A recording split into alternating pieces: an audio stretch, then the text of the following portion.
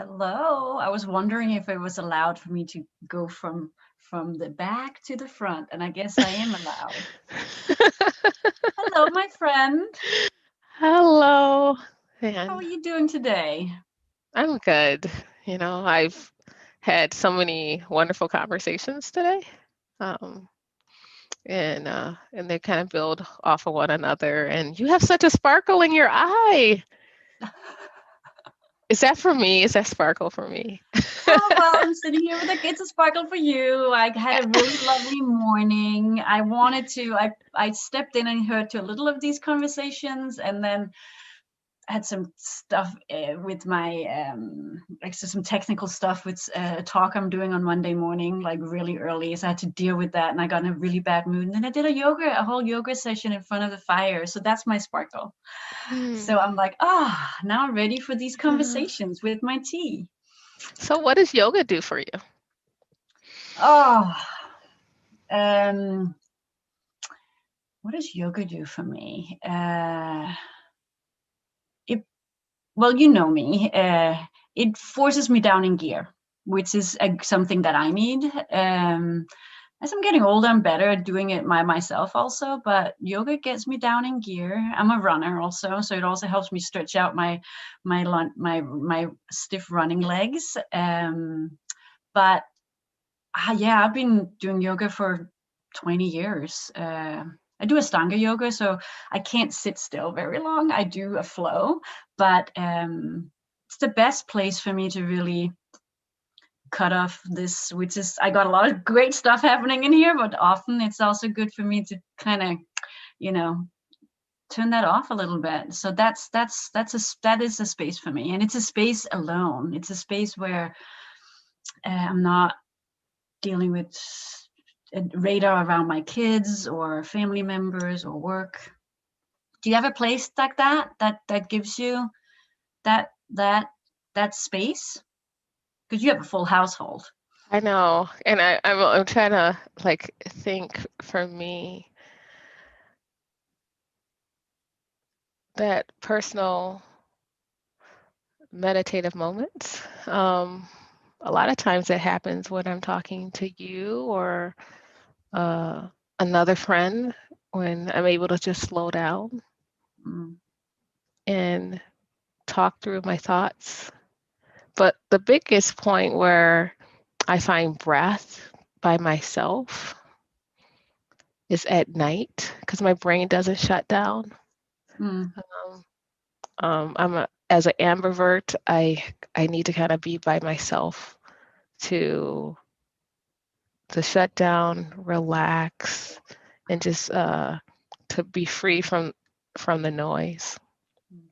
mm. So normally I just once everyone's in bed and sleep, and then I have space for myself, or in the morning because I wake up very early.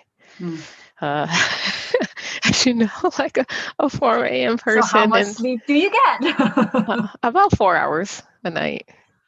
Oh my God. Yeah, there's no way I And could do that.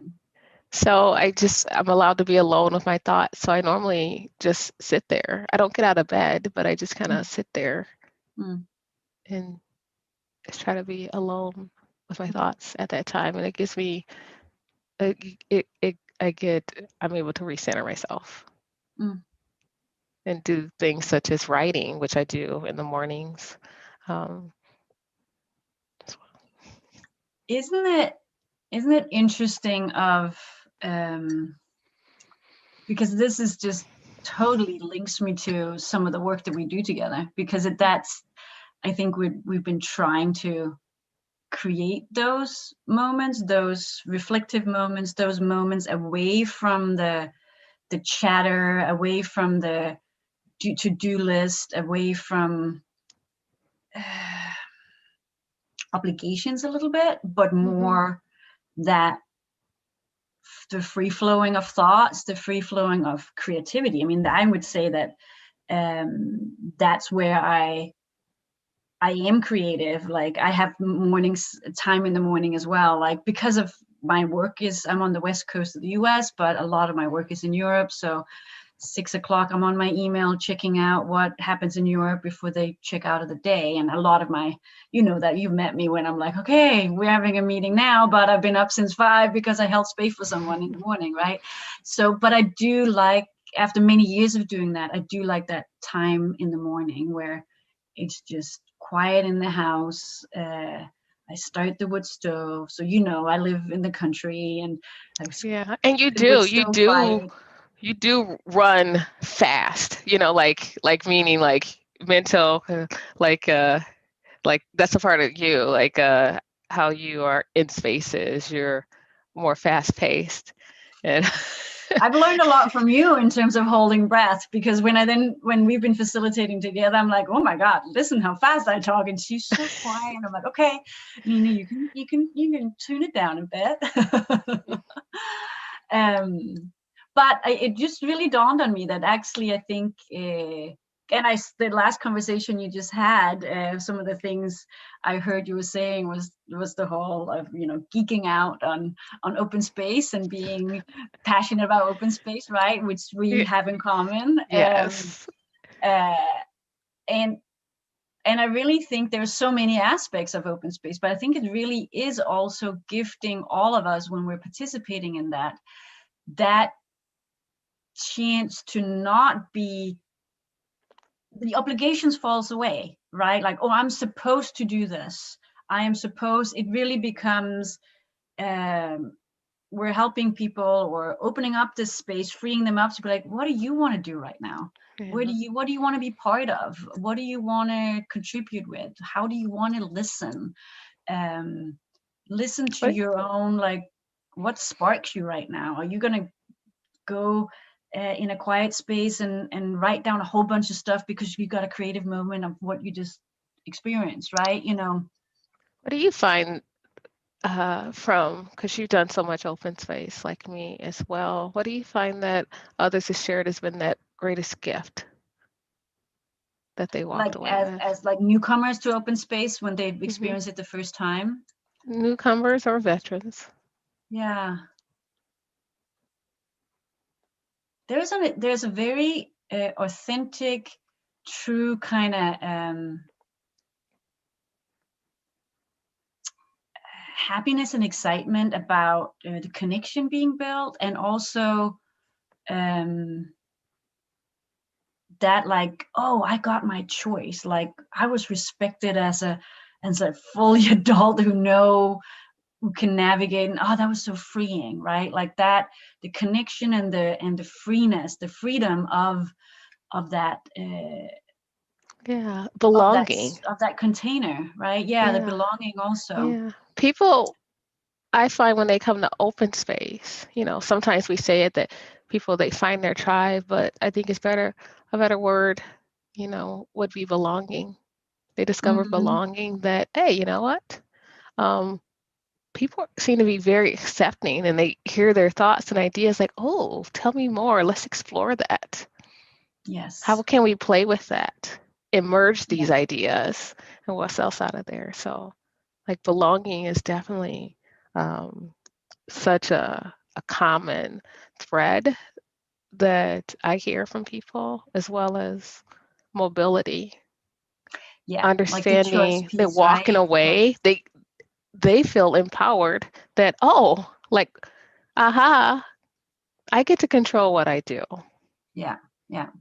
I'm And not I think enslaved. exactly. And I think that is why it's such a powerful practice for all of us to keep exercising, right? Like, and also for newcomers to get introduced to, because it opens up so many things in terms of, like, how do we show up at work? How do we show up with our kids? Mhm. How do we, like, are we constantly, or with our spouses or in our community, are we constantly thinking we need to curate it all and have it all mapped out and to the T? Or are we trusting that people know how to navigate this? People will step in and Mhm. fill those roles. People will know when it's enough. Um, like, those kids would take out that garbage. I mean, you're going to train them how to do that, but also, like, hey, are you picking up this garbage sitting around? And then you'll do it, right? Like, and Yeah. that, so I think I think it is like in terms of how the future of work is morphing and where I'm hoping it's morphing into is that really that in our workplaces, that's going to be core. It's not core now in the general workplace, but that's going to be more core. That people are going to be showing up, taking ownership, knowing when they can carry something and know when it's not their turn to carry something and they're going to step back, like that we're really honoring that full integrity of our colleagues. Yeah, I think that's a space that by embracing something with a loose structure, how it opens up people to be more emergent, and through that have flow, right? And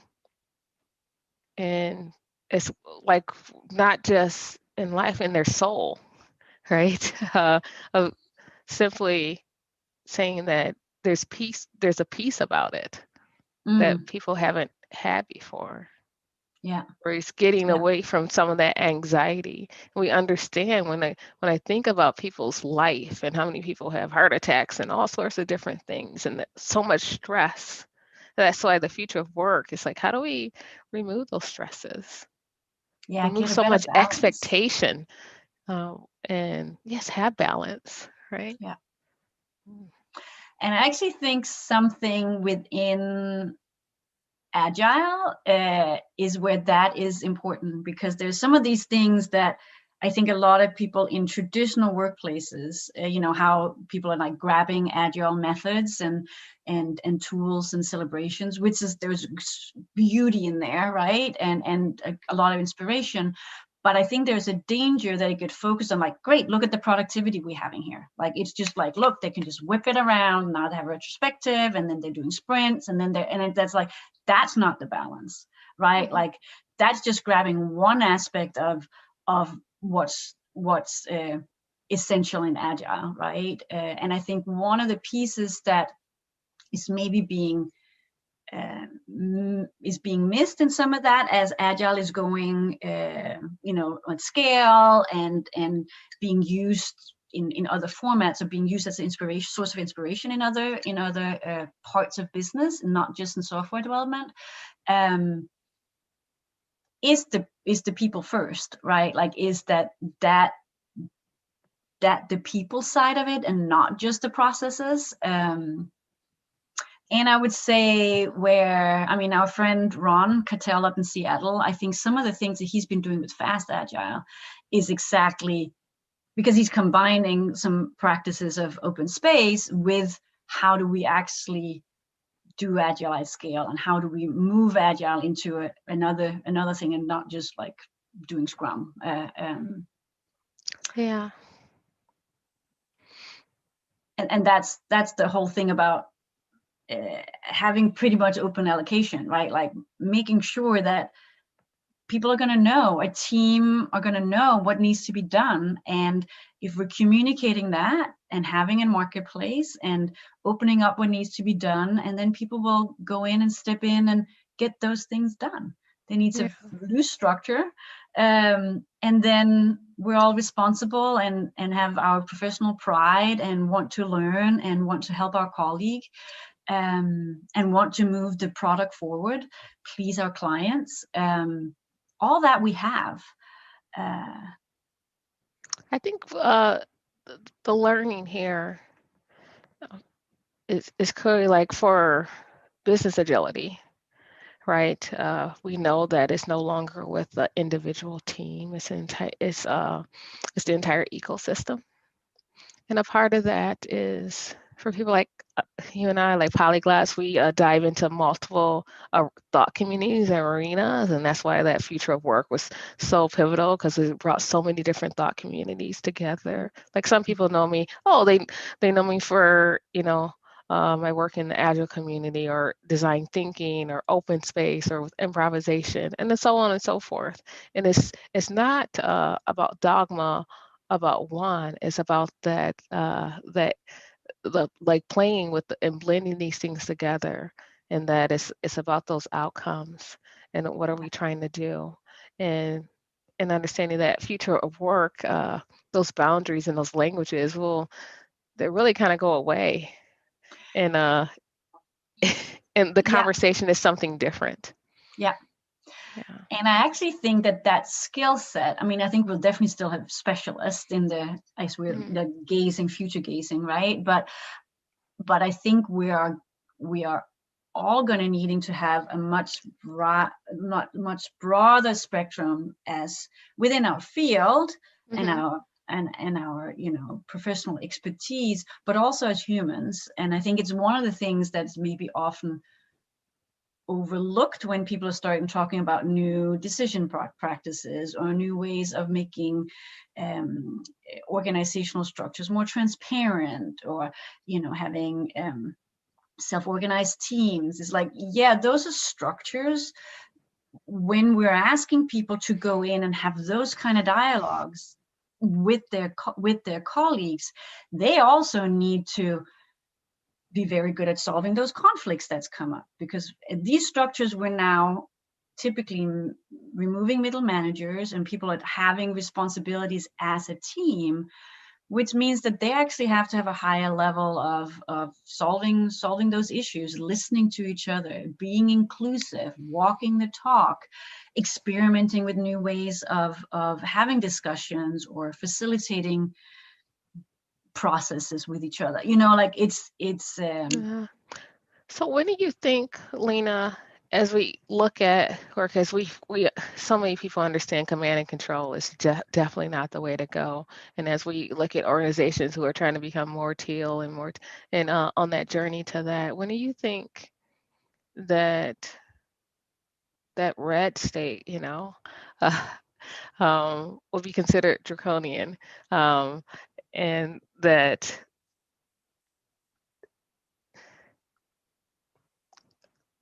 like, what is that going to look like? You know, Are people, will it be shunned? Will they be shunned for those work environments? What will it look like? What is it going to take for people to move to authentically? Oh God, I don't know. I mean, I think things will happen with the younger generation going in and having that choice as central. I mean, they're forced to going into work and get their student that's paid off, and all those things like everyone else. Like there's still the worker bee aspect, but I think they're gonna have some more critical questions in terms of like, do I have to do it this way? Do I have to take this kind of job? And if it doesn't fulfill them, I think they're going to be more critical in terms of like, well, you know what, my life is too short to be hanging around this kind of environment. So I think a lot of our new colleagues are going to be critical and not step in and just do some of the stuff that we've seen being the norm in command and control. Um, but I also think we need to, so I think that's going to shift something. We also need to recognize that and being really careful that we're not just speaking to like preaching to the choir, right? Mm-hmm. And making sure that as we're talking about the future work, that is truly inclusive, that doesn't become, because there's some companies like, they're hiring for that culture fit. That's really not inclusive. Like maybe you have inclusion in terms of gender and in terms of uh, cultural backgrounds, but if you're hiring for culture fit, you probably don't have diversity in terms of social economics or age, Or thought. because or thought, right? You're going to Yeah. have like a certain that, oh, they fit for this. And I hear people's like, wow, those people are not ready to be self-organized and they want to be told what to do. It's like, well, Yeah. like how can we have an organizational structure that's having pockets of where there's jobs you can step into that's going to have that kind of structure that maybe you are hungry for. And I mean, some of us who are really passionate about this, we're like, oh, we want that merger of who we are and being full humans at work, there's going to be there's a lot of people's like, you know what, I would like to clock in 8 to 5, 9 to 5, and not have that responsibility of They making don't those they don't want decisions. the discomfort to that's Well, their passions it will align, so be maybe, yeah. I mean, maybe they're spending many hours every week in their local communities, and that's where the creative juices are, and then they go to work, and then they really would like to just go to work and do those things. I mean, like, so we have to make sure that we're also not judging that, right? Like that. um yeah, so how do we actually make the future of work inclusive? Like, I mean, how are we fully conscious of that?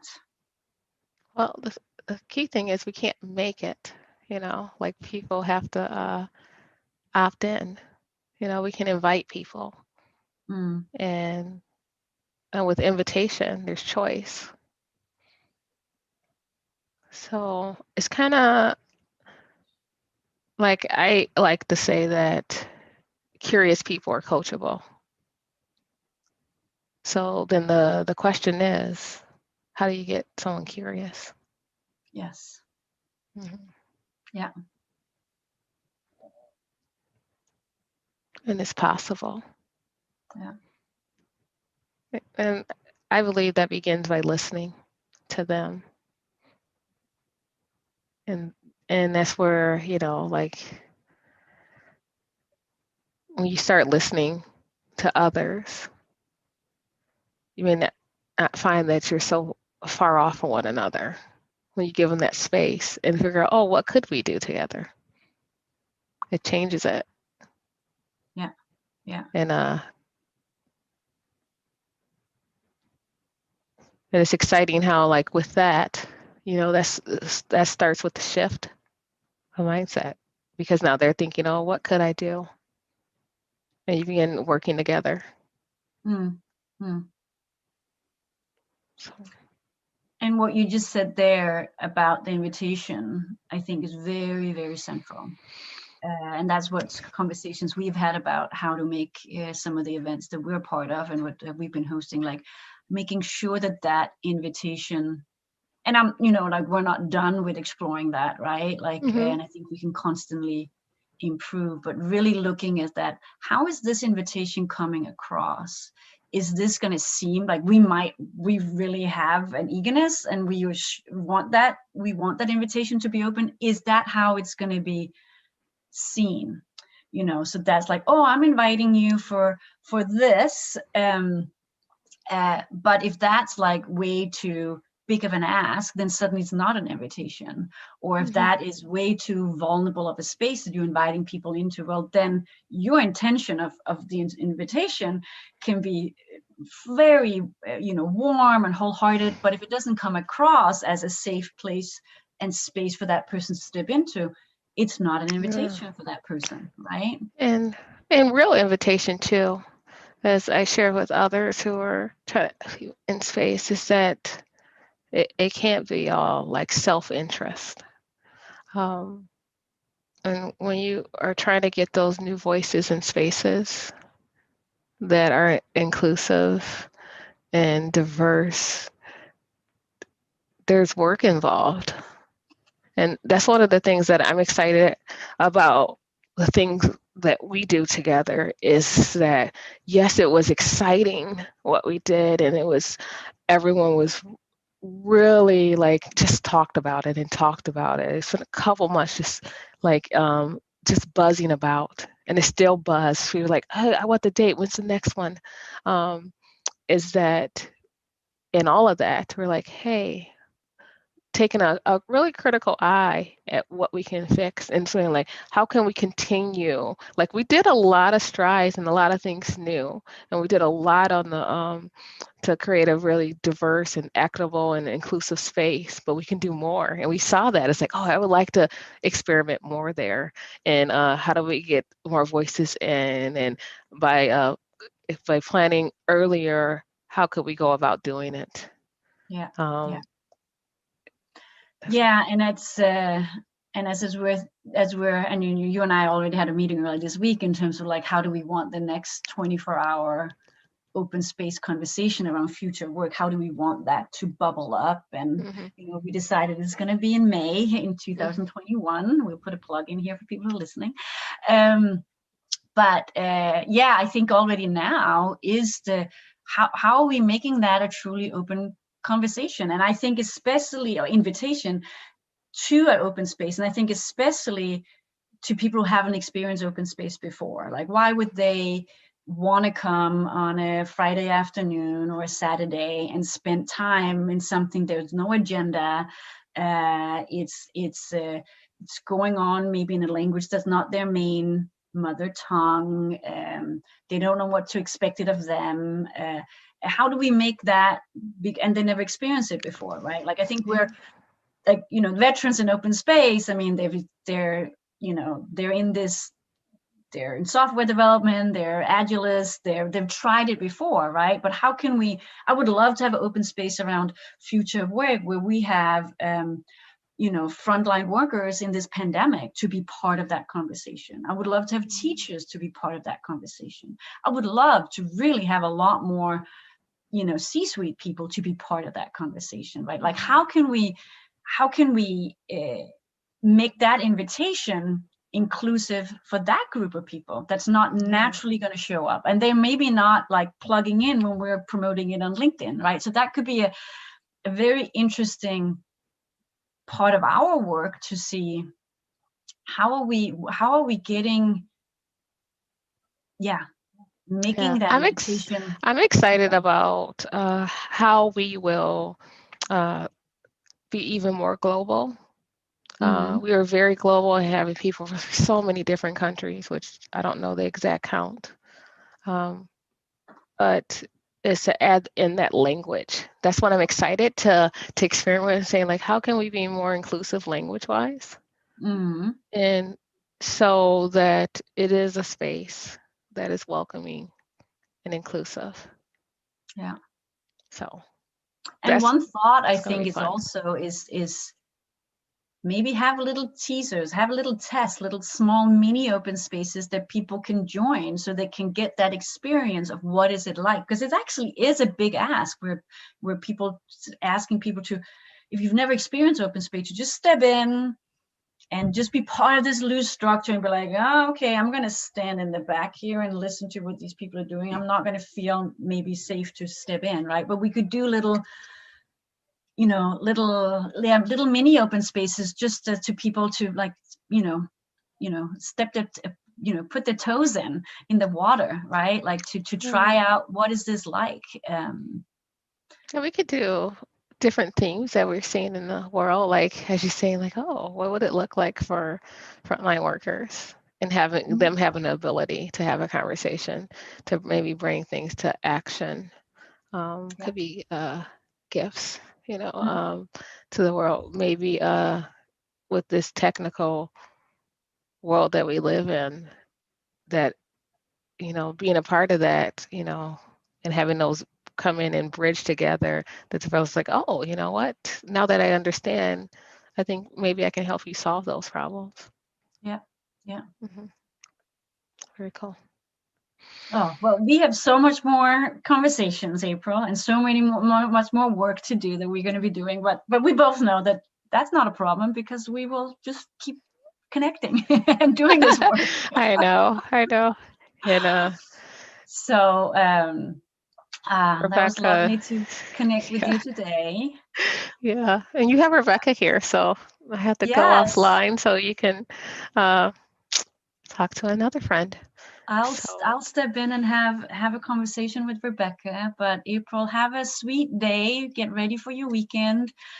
As a good friend of you, maybe a little bit more than 4 hours sleep, but hey, whatever works for you, girl. Okay. Well, maybe get another extra hour for me or something if you can, Lena. Okay. Just be like, oh, this is for April. Yes, I'll take another hour. I'll totally take another hour. Thank you. You tell me all about it. You're like, I got that extra hour for you, April. Just let me know. Text me. Good. All right, bye. Yeah, take it easy, my friend.